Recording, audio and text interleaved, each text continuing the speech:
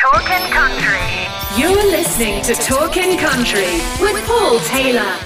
Hi, welcome to my channel, Talking Country, where we'll be chatting to the stars of country music from around the world, whether it's in Nashville, Australia, UK, Ireland. You'll get it here first. If you like us, subscribe and give us the big thumbs up. Hopefully you enjoy it.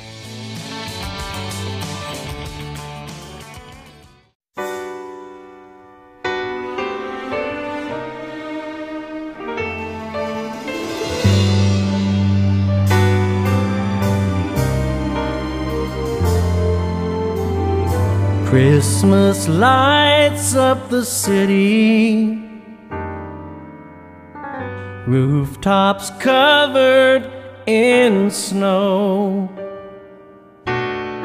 lovers sharing a sleigh ride cuddled close, and their eyes seem to glow. Window shopping on Main Street, bundled up head to toe, children ice skating round a Christmas tree. I see smiles, young and old. If every day could be Christmas, what a wonderful world it would be. We could carry this feeling within us all through the year. If every day could be Christmas.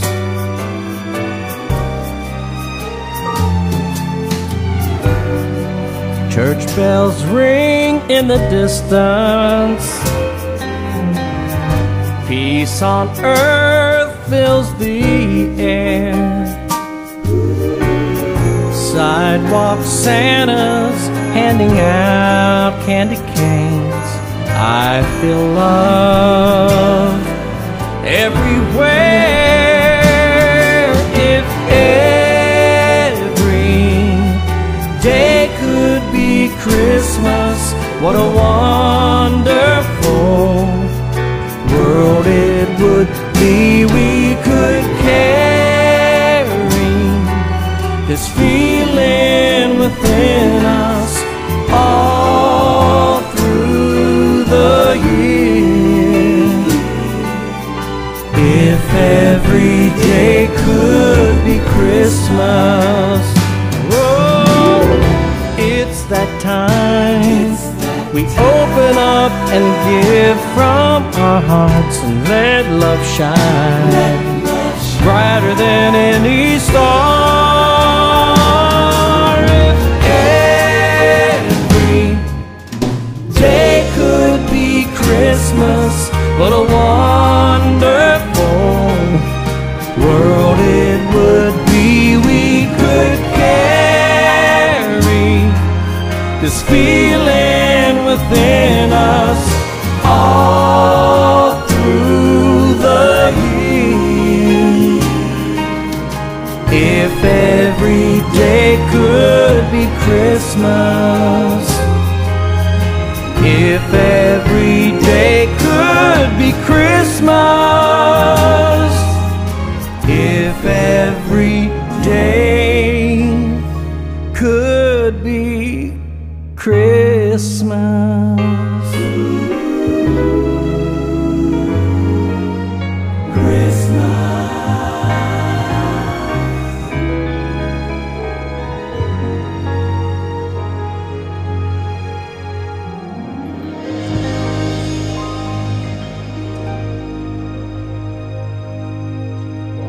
Well, ladies and gentlemen, that's the brand new single, If Every Day Could Be Christmas, by the brilliant singer-songwriter Frank Mayer. And Frank was part of a big duo, Baker and Mayer, back in the day, and we'll talk about that. But also he's had 12 #1 hits, 20 top 10 hits even, and 50 country and pop artists collaborations in there, which we'll talk about. But on the line, all the way from America, it's Frank Mayer. How you doing, Frank? I'm great. How are you doing, Paul? I'm doing great. Congratulations on the new single, my friend. And yeah, it's uplifting, and it's, yeah, why is every day not like Christmas?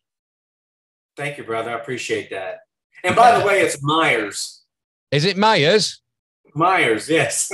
I'll tell you why that is. I'll tell you why that is. I've just interviewed somebody that's called Mayers, and it's spelt the same. So my apologies, but yeah. No kidding. Well, I've seen it spelled all kinds of different ways too, so no big deal. We'll just call you Frank. We don't. Let me be frank with you. I'll be frank with you. That's my dad's name, and it's in my middle name, Frank. So wow, no kidding. Yeah, there you go. But no, congratulations on the single, my friend. And how did that come about? What was the inspiration for that song? Thank you so much. You know, it was written, you know, several years ago with my buddy Gary Baker and Anthony Little, and it was recorded by 98 Degrees. It's on their Christmas record and Lone Star's Christmas record, and yep. I produced a version on Richie McDonald's solo Christmas record. And no one ever put it out. You know, when we sat down to write the song, we wanted to write a new classic sounding song. And you know, even back then when we wrote it, there's always turmoil going on in the world with fighting here and fighting there, and you know what I'm saying. Yeah. And if we could just capture that love and that warmth that we have at Christmas time, and that people seem to be more giving, more sharing, more loving, more patient, except for sometimes in the stores when there are a couple of people are trying to get the same toy for their kid. But you know, if we could just carry that feeling that we have during the holidays through the year, I think the world would be a much better place. And that's why I wanted to do a video and put the song out and bring really attention to the song and the message. I know I have I have a copy by Lone Star from a few years. I'm a massive Lone Star fan, to be honest. Oh, and, yeah. Yeah, they came over when Amazed and all those kind of songs came out, and they came over and they played a little place in Manchester near me, and it was like a university bar, really, like a room. So they come out and went, wow. I mean, you couldn't get more up close and personal, but they were just amazing people. And like I said, I was a big fan from then on, really. But yeah, it's a great single. And you've done a bit more with Lone Star, haven't you? I mean, one of the iconic songs is I'm Already There. Yeah. Well, I've known those guys since the 80s when I was playing guitar for Eddie Raven. You know, Richie, who was the lead singer for Lone Star, was playing around Texas, had his own band. And Michael, the guitar player, and Keach, the drummer, they were in another band in Texas, a pretty popular band. I just can't remember the name of the band, but yeah, I knew those three since the 80s. And then, of course, I met Dean and John Rich later on, but great guys. And Richie and I have collaborated a lot. Yeah, he's Big and Rich is like one of the iconic tunes, isn't it? Save a Horse, Ride a Cowboy. Yeah. I play that a lot on the radio. It's one of those uplifting songs, you know, it's a good intro. Oh, it's good fun song. Yeah. But tell us a little bit about your career, because I mean, like I said, it's, you know, it's stretching now over 40 years in music of one form or another. So how did it all start with you, Frank? Well, moved to Nashville in April of 1981 and got the gig playing lead guitar for Eddie Raven in July of 1981. And then he and I and Tanya Tucker ended up writing a song together in October of 81 called Changes.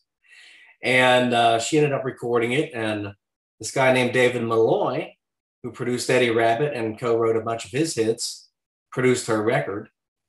So I met David, and he said, if you have any songs for Eddie Rabbit, we're going to be cutting in about 6 to 8 months. So, you know, no rush, but bring something over if you have it. And so I ended up sitting down and writing a song for my wife, because she had asked me to. It was funny. We had one car, we had this one little apartment, and she worked second shift, and she was making more money than me. And so she was, you know, pretty much paying most of the bills and all of that. Eddie wasn't working a lot yet. And so I'm trying to write a song. I didn't come to town as a songwriter, but, because of getting the cut with Tanya, I wanted to, I wanted to explore that a little more, especially with Eddie being such a great songwriter. He kind of pulled me into it because I was mainly a melody guy. So I'm sitting on the couch. I remember she comes in. She said, "What are you doing?" I said, "I'm trying to write a song, honey." She said, "What kind of song?" I said, "A country song, honey. We're in Nashville now. We're not in Ohio anymore."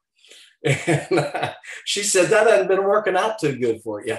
And I said, "What are you talking about? We just got this Tanya Tucker cut. And, we've only been here about 6 months." And she didn't understand, there's people that have been here for years and never had any cuts or anything. But she said, "I know, but, as a songwriter, when you put a song out, it takes 9 months from the time you release it before you ever see any money on it." Yeah. So that's where she was coming from, because she was paying the bills. And I kept telling her, "We'll be all right. Don't worry." She said, "Well, why don't you write me a Lionel Richie type song?" Anyway, I took her to work that day and came back to the house. Like I said, she worked second shift. So I came back and sat down and I had that title, "You and I," written down on a piece of paper, because it came from the Changes song with Tanya. There was a line that went, "When we were together, it was right. We had it all, you and I." And "You and I" was stuck out as a title to me. So this melody started coming to my head, and I wrote "You and I" and took it over to David Malloy's office and played it for his dad, because David wasn't there, Jim Malloy. And he said, "You guys got to cut this." And they did. Wow. Cut it. Got Crystal come sing on it. And so, that was my that was my second cut, my first single. It was a huge country, AC, and pop hit. Yeah. And I'm thinking, man, this is easy. 2 cuts, got 2 singles coming, and, but I was very blessed and very fortunate to have such early success after only being here like 6 months. And then, of course, Eddie and I went on to write a bunch of his hits. And then Richie moved to town, and, we started writing. And so, I've been very blessed over my career. Yeah. Again, people think, who don't know country or the music industry as such. And it's quite interesting, the amount of songwriters and producers that I do speak to on the radio now. And they're saying, "Oh yeah, we wrote this and it took 10 years to actually somebody grab hold of it," or, and they'll get somebody to sing on it and try and, promote it because they're not a singer themselves, kind of thing. And he said it's an uphill slog. I mean, look at Garth Brooks right at the beginning. I mean, nobody took him on. Nobody. And it's just that perseverance and that tenacity that everybody that I've spoke to in the industry have in one form or another. Well, it's very rare that it happens overnight for anyone, for that matter. It's funny, Garth Brooks sang some demos for me before he ever put a record out. He was a demo singer to make extra money, and great guy. Me and Trish both. Trisha, she did demos as well. So we're all kind of living in the same circle and doing the same things, just trying to, obviously the artists are trying to get a record deal or whatever. Maybe not so much anymore because things have changed so much with the internet and all of that. People can keep a lot more of their publishing and truthfully become their own record label. And if they do it right, can get a bunch of followers, man. I mean, even way back, look at the Grateful Dead. I mean, they never had a record deal. No. They did it just by grassroots, building their fan base and all of that. And I still think that's the way to go, even today. But then you sort of formed a duo and obviously received accolades and nominations for the ECMs and things like that, didn't you? So, yeah, Gary Baker and I, we started writing together about 85. I think that's when we wrote "I Swear." And he and I wrote a song that he did on the Shooters record, because he was in a band called the Shooters in the 80s. Yeah, yep. And of course, I was playing with Eddie Raven, and of course, we wrote something that Eddie cut, and so it was a lot of fun. And then we wrote songs that we couldn't seem to get cut, and so we decided, after I left Eddie Raven, I went and worked with Marie Osmond as her lead guitar player, and they needed a bass player, so I brought Gary in to play bass. And so we worked with Marie for 4 years. And then after the success of I Swear, we were able to cut some things and we got a record deal with Curb. And we did that for about, I don't know, 3 or 4 years. I mean, I swear, I mean, over here in the UK, what really brought country music to the fore, because we were clambering, you know, you had to mail order CDs over, or you saw a BBC show, which they sometimes did at Wembley, you know, got the likes of Merle Haggard's and Tammy Wynette's and Lone Star, you know, and people like that on there. Boxcar Willie. Boxcar Willie. My dad, one of my dad's favorites, and in fact, I'm an artist myself for 20 years over here, and what in my show is Rolling My Sweet Baby's Arms, Boxcar Willie. There you go, brother. You play guitar? Yeah. I mean, I'm not a lead guitar player. I'm a rhythm. I mean, I know all the theory coming out my ears, but I can't pick and sing. It's okay, man. It's all right. You don't have to. No, I've just done a bunch of shows this weekend. I'm just recovering, to be fair. But you know, Boxcar Willie, one of my dad's, you know, all-time favorite artists, you know, and I sing that and remember my dad when I do sing, you know, Rolling My Sweet Baby's Arms. I know a lot of people covered it, but the Boxcar Willie version is the one that I sort of stick with, you know, a little bit. But no, I swear, I mean, wow, that, like I said, we were clambering for country music over here, and that's probably one of the reasons why we were a little bit behind. You know, it took us several years to catch up to a certain degree, and I think that when country music television Europe hit the satellite channels over here, because satellite television started to come on, and we managed to get, you know, little snippets and music channels here and there, but CMT was the forefront of any kind of media, you know, country platform. And I Swear and John Michael Montgomery, it was just phenomenal. We had Grundy Gallup, you know, we had the Grundy County Auction, and then suddenly I Swear, and then was it Boys to Men took that on as well? It was All for One. All for One. I always get them two mixed up, but All for One. But equally did an amazing job of an amazing song, and congratulations on that. Thank you. You know, All for One's version was a #1 11 weeks on the pop charts. Yep. It was #1 all over the world. I mean, it just kind of enveloped the whole world. And of course, it's been in lots of movies and commercials. It's in a big commercial over here for Gaines Flings. Do you know what that is? No.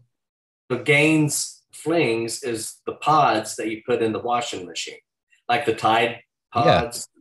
These are Gaines, but they call them Gaines Flings. And so, yeah, that's been running since February or end of February, I guess, this year. I'm hoping they'll pick it up at the beginning of next year. But it's a really cool commercial. Wow. I mean, and it's same thing over here, really. What would be a song that's gone back in the day, and then suddenly it raises its head on a commercial, and suddenly people go, that's that, and they don't even know the title of it. Sometimes they'll go, oh, it's that car commercial, isn't it? You know, it's like, right. You know. But like now over here, Neil Diamond's Sweet Caroline has just took a world of its own because of the football, the soccer over here. It became the anthem of over the summer for England soccer team, and now everybody's still singing this Sweet Caroline. So, but it stands the test of time, and certainly I Swear does. The only reason they sing it is because they want to go, ba, ba, ba. You got it. Absolutely, you got it. And I actually was down in London yesterday, and my future son-in-law and we went to watch an NFL game, the Miami Dolphins against the the Jaguars. And that was yesterday, right? It was yesterday, yeah. So we went down to Tottenham in London. Amazing stadium. I mean, I'm a massive Washington. I was going to say Redskins then, but you can't say Redskins now. But it was a massive. Yes, you most certainly can, and I insist that you do, because they'll always be the Washington Redskins to me. Well, I know. I mean, I've got so much merch and caps and things, but while I was down there, I thought, oh, they've got a Washington shirt and a Washington hat. I'll get that, you know. But they were all singing that in between the breaks, you know, the sort of lengthy breaks that they have between quarters and stuff. Oh, nice. And there was nearly 70,000 people there yesterday. It was just phenomenal. So that's why there's a few bags under their eyes. You know? That's okay. I'll have bags tomorrow because I have season tickets to the Titans, And, we're playing tonight against Buffalo, Monday Night Football. So, oh, fantastic. They are my third team. Titans is? Yeah, because of the Nashville, I've got so many friends over there. Yeah. From the Country Link as well. But my second team is, and it's not a glory hunting because this was back in the 80s when we first got introduced to American football on TV over here. I just hung my hat on Washington Redskins because of the Redskin and country, but also because they were red. And my football team is Liverpool football team. Nice. So who play in red. So I hung my hat on them, Joe Theismann, etc. If you were going for the country vibe with football, why didn't you go with the Cowboys? It was the Liverpool soccer team that did it with the red. And to be fair, at the time, Joe Theismann was really knocking it out the park. So I sort of went on that kind of thing. Yeah. And that's why I wanted Miami to win yesterday, because of Dan Marino kind of vibe thing. But my second team, and as I said, we were over in the States, my wife and I, for the first time in 86. And we spent a week on the Gulf. We did Orlando and then on the Gulf. Long story, but basically it was a gang of people who we met who were going over to the Tampa game. Yeah. Now, at the time, we were on a budget and I couldn't really afford it. And they came back and waxed lyrical about it. I thought, and I always had an eye out for Tampa. And I went 2019 when they came over to the UK against the Carolina Panthers and that. And then suddenly they go and get Brady and hit the heights. So yeah. I've just caught up with the game yesterday as well. So, but yeah, I mean, I'm massive American football fan, but no, go Titans. Yeah, they're my third team. They're going to have a tough time. Have a tough time against the Bills tonight. They're doing really well. They're doing extremely well. You know what? Last year when the Bills came, I figured we were going to get beaten. We just beat the pants off of them. So who knows what's going to happen? You get a good crowd in there and that vibe. I mean, like at least today. I mean, Jackson were on the knees in the first half. Yeah. And then suddenly with 1 second to go, they just hit a field goal. And it just meant to be yesterday, And I had two American guys behind me, one from Miami, one from Jacksonville. And they were giving it. I bet they were. I said to him at the end, I said, thank you so much for a couple of hours of really good entertainment in between the American football. Yeah, your crowd's probably thinking they're listening to a sports talk show now. I know. I apologize. We digress. Well, this is what. My chat shows are all about talking about the person. Yes, the music is important, but it's also finding that little nugget of what we can talk about. And usually it gets down to sport. Well, you know what? I grew up a Dallas Cowboy fan, and the Titans are now my number one team because I've had season tickets ever since they moved here. Yeah. But back in the 90s when we were doing the Baker and Myers duo thing, I met Joe Avizano, who was the special teams coach for the Cowboys at that time, and befriended him and got to go to a lot of games, got to go on the field and met Troy Aikman and all of the guys. Would go over to Joe's house after the games and play music, and Aikman would come over and hang out and a bunch of people like that. And I actually got to hold Barry Switzer's headphone set cable, when they used to hold the cables on the side. Yeah. I did that at a Monday night game in the Superdome, and then a Sunday afternoon game at Candlestick when the 49ers were playing at Candlestick. Wow. So lots of cool experiences. Yeah, and that's what music does. It brings, it isn't cylindrical. It isn't just all music. You get stars and film stars. I've heard of different, people going to parties and Jamie Foxx being there and having hanging out and being very humble. And that's what's great about music, I think. Well, you know what it is? A lot of sports guys wanted to be singers, and a lot of singers wanted to play professional sports. So that's kind of how they go hand in hand. It is interesting you say that, because for 20-something years, I was involved with karate. I trained at karate, became captain of the team and stuff, but I always wanted to be a radio DJ and a musician. And a lot of my friends and colleagues in that particular field are doing the same. They're in a band or they're singing, and it's that link with sport. It's quite interesting, really. But back to yourself. I mean, like I said, you spanned well over 40 years in music.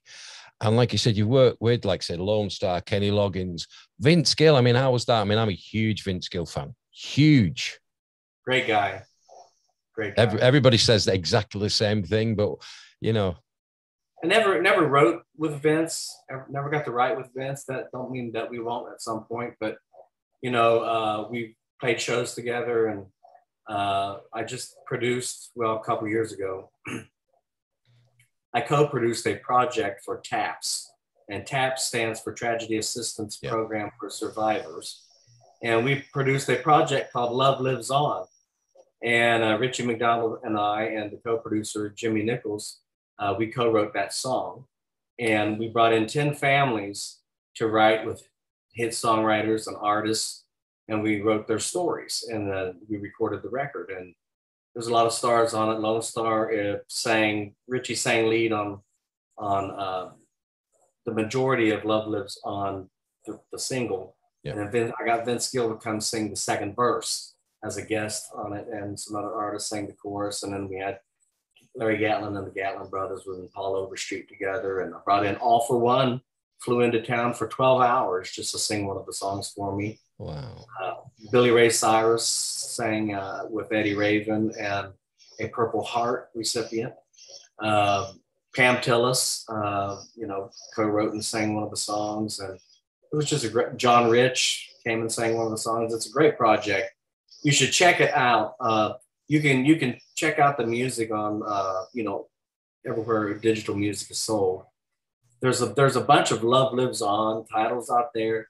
But you'll see Love Lives On, Lone Star with Vince Gill, and then you'll see Love Lives On, I think it says artist or something, but it says Love Lives On, various artists, and that's what you want to get, because that has all the songs. Oh, wow. And, you know, actually, if you go to my YouTube, if you come subscribe to my YouTube, which I hope your followers will, it's just Frank Myers YouTube, come subscribe. There's several of the videos on my YouTube that you can check out. Oh, wow.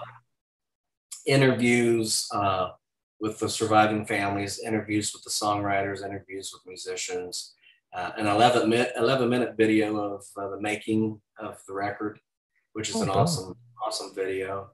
But I just can't say enough about TAPS, taps.org. Go check it out and check out Love Lives On. It's a great project. And your website as well. I mean, what people can go to your website and things like that. Go to my website. Most people follow me on Facebook, Instagram, Twitter, and I would love for people to come follow me at Spotify. I have an artist page there, so you just go to my artist page and hit follow and get some more followers going. So before I ask you a question that I ask all my American guests, I'm going to say, what is in the future for you? What's next around the corner for you, Frank? Well, I just continue to work on various projects and, just write when I feel like writing. I don't write every day anymore. I don't need to just write another song. I got lots of songs. But if a project comes up I can be on or something like that, then I do that. But right now, the next thing I'm working on is a CD called Frank Myers Classic Ballads. And if you go to my Spotify, I have a record on there called Scrapbook the Acoustic Sessions. So I'm going to take some of the ballads off of there, break them down, and just have acoustic guitar, piano, probably bass, maybe like a shaker or something, and then a orchestration behind it. Like I did You and I, and Crystal Gale came and sang it with me. Wow. I'll do Once Upon a Lifetime. I'm Already There. I Swear. Tomorrow, song I wrote, Chris Young. Well, just talking about Tomorrow, I mean, it was a massive hit over here on the line dance scene over here. There was big line dance to it when it first came out. And I was doing a show for a friend of mine down, so it's not towards London from here, but not in London. Well, you just lost me with the line dance. Did they have a dance version of a remix? No, not a dance version of it, but the actual song by Chris Young. Because the song's a ballad. Yeah, there's a no, but it's not all about slapping leather and fast over here. I mean, they'll do a line dance to, pretty much everything. You want to check it out on YouTube. Wow. Yeah. Yeah. I don't think I've ever. I don't even know. I can't remember who choreographed it, but I know a lot of the choreographers or choreographers over here. But off the top of my head, I can't. But this particular night, they had like a raffle, you know, and on one of these raffles, they have like a booby prize. So if somebody had, they'll call a number out, and just for a bit of fun, they'll give them this prize that it's just out the norm. Well, it was actually a marrow. So somebody won this marrow, and just before they drew it out, I was just finishing my first set. So I picked up this marrow and I started singing tomorrow instead of tomorrow. Tomorrow? You'll find that on YouTube. You'll find that on YouTube. So what is marrow? It's what would you call it? Is it a zucchini over there? Oh, okay. Something like that nature.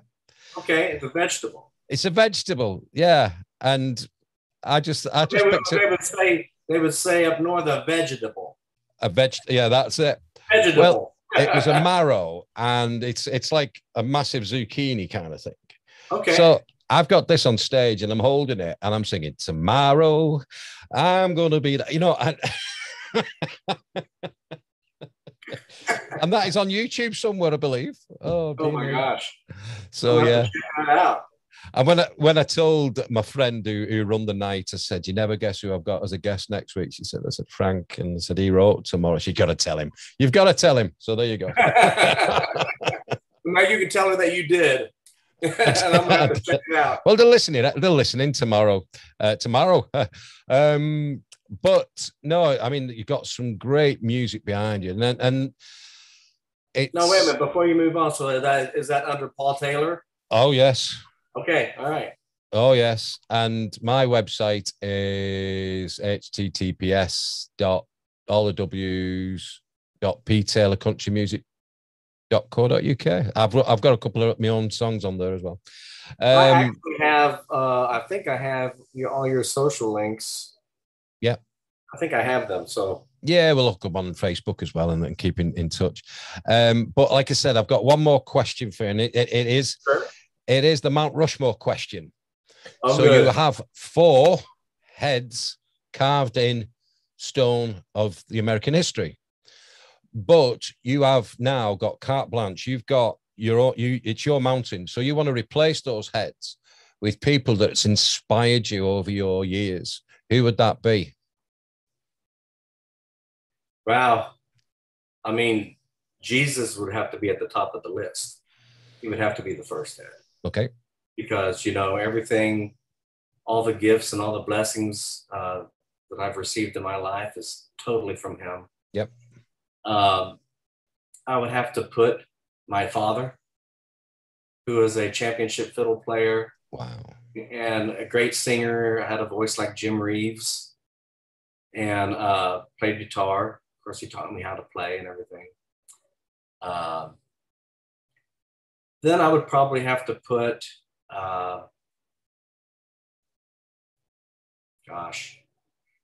there's so many. It's really hard to say, like, for music. I'd have to put Paul McCartney,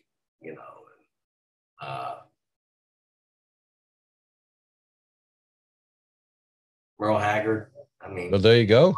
Merle Haggard was such a great songwriter. I mean, he was one of the best storytellers in my book, one of the best storytelling artists that ever was. Yeah. Of course, McCartney and Lennon, of course, it's hard to not put Lennon with McCartney because, and then you got Don Henley and Glenn Frey. I mean, I could just go on and on. I need more heads. You've got the chisel, my friend. You've got the chisel. I think I said that. Was it to Darryl Worley? And he said, I'm running out of heads. I said, well, you've got the chisel, my friend. Carry on. It's a big mountain. But yeah, I mean, it's quite interesting you said Don Henley and Glenn Frey, because local to me, there's a band over here in the UK, and they're called the Illegal Eagles. Okay, so it's a cover band, And they are the next best. You want to check them out on YouTube. They are the next best thing. The musicianship, the harmonies, the vocal, and every one of them took turn going on the piano, bass, guitarist, drums. I've seen them before. They're brilliant. Okay, so I love the Beatles and I love the Eagles. So I thought about doing a cover band and calling the band the Beagles. Or Snoopy. The Beagles. How cool would that be? That works. The Beagles on the drum head, man. I mean, with that picture of Snoopy on the because he's a beagle, isn't he? But no. You could actually put a picture of McCartney and Lennon, and then a picture of Henley and Fry down here. Love it. I mean, I've been fortunate to see the Eagles in real life, and also like Vince Gill is with the Eagles. He's like, what? Right? Yeah. And everybody wants Vince Gill to play and sing with them. You know what I'm saying? Well, Vince Gill is very much like I am round here, because we have a local few clubs, and if somebody doesn't turn up, I'll get the call, can you come? And Vince Gill at the Opry is very much like that, isn't he? Because he's on it every single week, the man. Give somebody else a try, Vince. Go back home. Come on. It's just that everybody loves him, not only as an artist, but as a person too. He's one of them guys. I would love to have a beer with him. I would love to have a beer with him. I have seen him over here. He was at the first Country to Country festival over here about 10 years ago. And I only went to see him. That was the only reason why I went. And it just blew me away. Absolutely blew me away. And it's just one of those phenomenons. But what I was going to say to you, I saw it on YouTube, and there was a show in honor of Merle Haggard. Merle was still alive. Yeah. And they had like Sir Vince Gill, Brad Paisley doing Working Man Blues and things. And Paul McCartney sat at the side of Merle Haggard. So so there's two of your heads next to each other right there. Yeah. But Frank, it's been an absolute pleasure chatting to you, my friend. We could probably chat for another 2 hours, because there's so much in your history as well, and so much of your experience. And it's been an absolute honor to speak to you, my friend. Well, the honor is mine, and I would love to have a beer or a pint with you. You call it a pint over there, don't you? I must admit, my capacity for drinking, even though I'm 6'2" and 17 stone, isn't great. Four Buds Taylor is my nickname. I would love to come over there and perform sometime. I'd be brilliant. If you know some people that can set something up like that, I would love to do it. After all this craziness goes away, hopefully. And same if I come up. I mean, my plan was this year in April. I was turned 60 in April. Was to come over for the first time. I've never been to Nashville. Was to come over, and then maybe catch a Garth concert in one of the stadiums over there. But like I said, it's in the Babes. Before I go, you want me to sing something for you? You crack on. I'd be honored. Ladies and gentlemen, this is a brilliant interview. Like I said, Frank, he's a bit like me, really. I think if the fridge door opened and the light come on, he'd sing. Well, since everybody knows this, I know this microphone isn't that great on my computer, but can you hear it all right? I can. Yes, go ahead.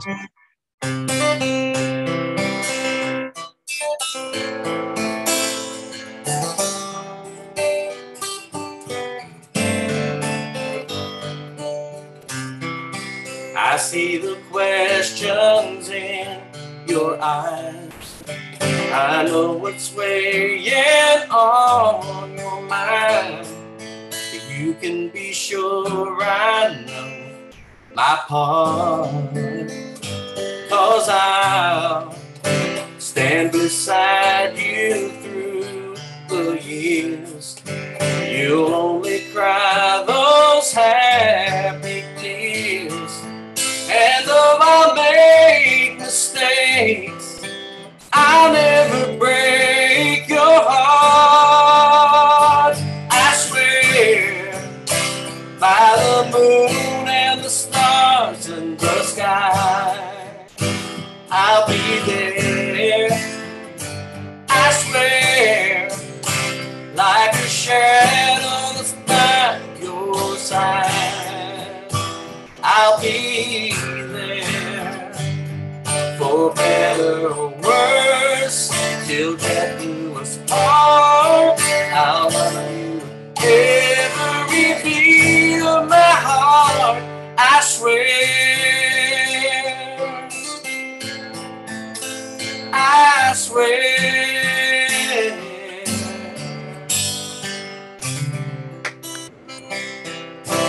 Thank you, brother. Well, hey, I have got goosebumps all over me. Oh, wow. Thank you so much for that, my friend. And everybody listening out there, please go and follow me on Spotify and YouTube, and you'll hear the whole song as well as all my most of my hits I did on the acoustic sessions. And actually, Crystal Gale sang You and I with me on it, which was very cool. Wow, the amazing Crystal Gale. But you take care, my friend, and enjoy the game tonight.